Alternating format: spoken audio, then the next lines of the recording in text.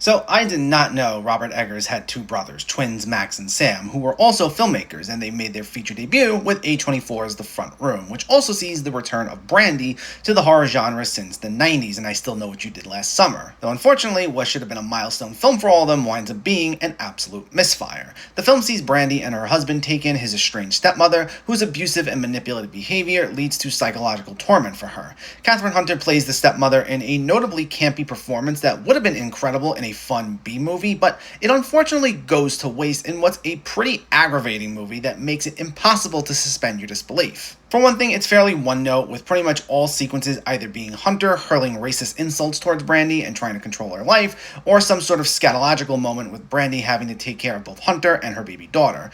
And while this is meant to explore toxic family dynamics and generational trauma, which is quite common especially in a lot of current horror movies, this does absolutely nothing new with that topic and doesn't explore anything deeper beyond its repetitive sequences of Hunter being domineering. But then on top of that, I just find it hard to believe that most of the events in this film would actually happen once she moves in, because it's made very clear by the husband, played by Andrew Burnap, who was also recently in the Snow White remake, that this woman is abusive and manipulative, but they reluctantly take her in because they're struggling financially and they'll get an inheritance in exchange for her moving in. So that I get. But with that knowledge, when she starts exhibiting the same behavior he specifically mentioned, and he then doesn't believe his wife or tries to play devil's advocate in any confrontation, it just took me out completely.